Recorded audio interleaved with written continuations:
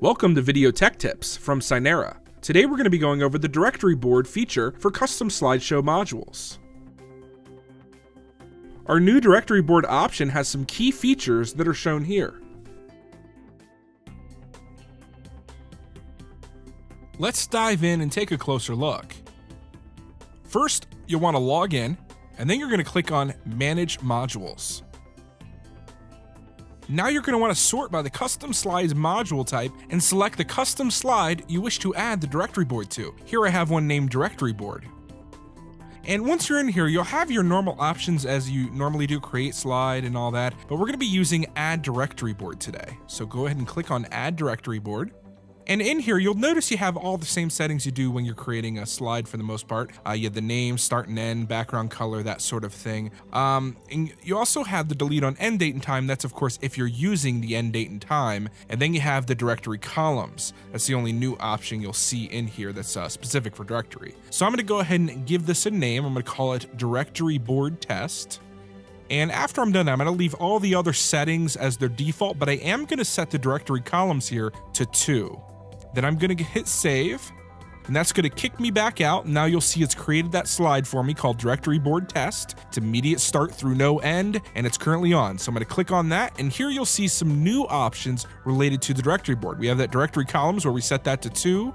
Then we have directory section gradient, which is set to yes. Directory item gradient set to yes. Directory default color set to black. Directory font color for sections set to default. Directory font color for items set to default. And the enter directory defaults is set to no. And then the directory preview, it says nothing saved yet because we haven't actually added any information yet. If we scroll down, you'll see column 1 and column 2. This is the 2 columns we created. If I wanted to edit column 1 data, I'd hit the edit column 1 button. If I wanted to edit column 2, I'd hit that column 2 button. The no content has been added for this column, obviously because we haven't added anything yet. So that's why it says that. Now I'm going to go ahead and hit the enter directory defaults. It says 3 sections per column and 3 items per section. I'm going to hit that to yes and hit save preview so I can see what it adds. And now you'll see we have a default section 1, default section 2, default section 3, and 2 columns, and then each of those have 3 items in each of those sections.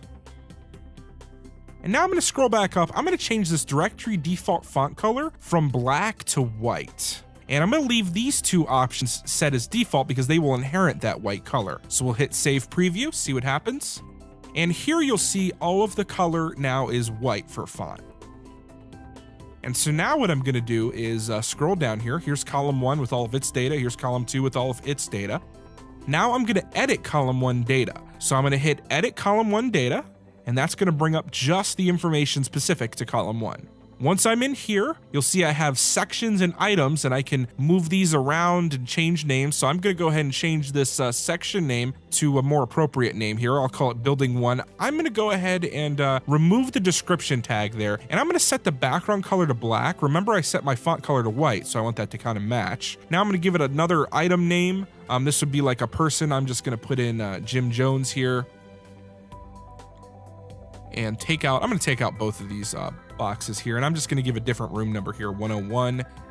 Now I'm going to go in and do a John Doe and leave that blank again, and then I'll have a 102 here as the room number. And now I'll add a third name in here, Jane Doe. And I'm going to go ahead and put HR Manager as a description just to show you how that looks, and then 103 for the room number.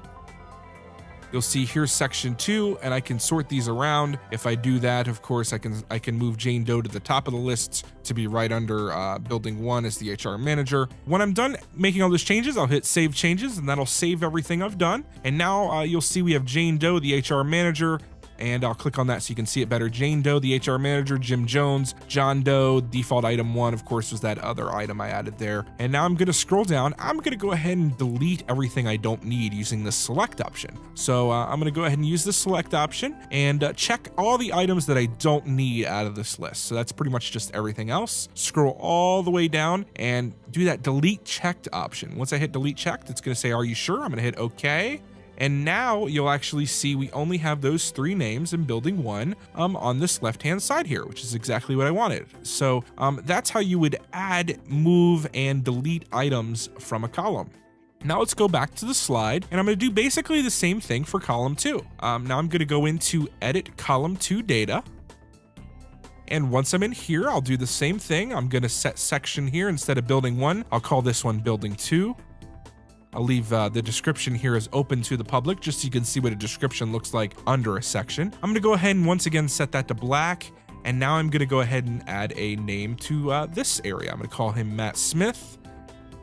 And I'm going to leave the description out. Description will be a good place to put like either more information or of course a title.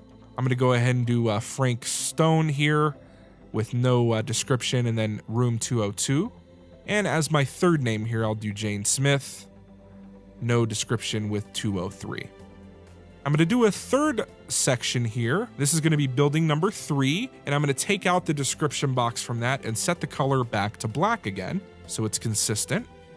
And now I'm going to do John Smith. Take out this description box again and do room 205. Do Randy Room here with no description and room 206. Now do Quincy Jones as the name here with room 207. I'm going to go ahead and add one more item up just to show you how you can basically take items from a different section and move those around. So I'll make an Adam Smith at room 208, and I can delete those other 3 here in a second once I hit Save Changes here. After I hit Save Changes, here's the information I added. I'm going to go ahead and delete these 3 names, the section and the 2 names that I don't need. Hit Delete checked and hit OK. And now you'll see I have building 2 and building 3.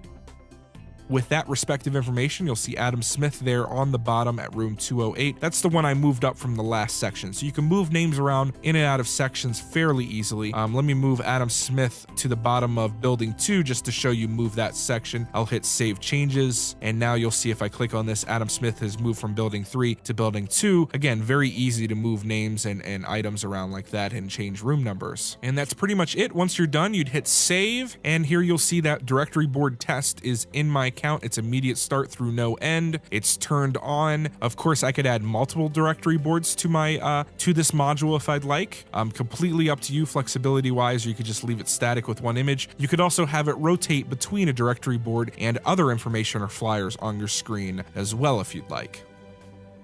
I just wanted to add one more quick feature here. You have your column 1 data, your column 2 data here, and your sections and your items. You do not need to use the enter directory defaults to get content. If you want to add information, you can do that in the column. I'll hit edit column 1 here, and as you scroll down, you do have a spot to enter as many sections as you want and a spot here to add as many items as you want. So you do not need to use the defaults if you don't want. You can edit or add information this way. The menu defaults is really just a way to give you structure and show you an example. I'm going to go ahead and add a couple example names here, name 1, name 2, name 3, name 4, name 5, give them a couple different room numbers.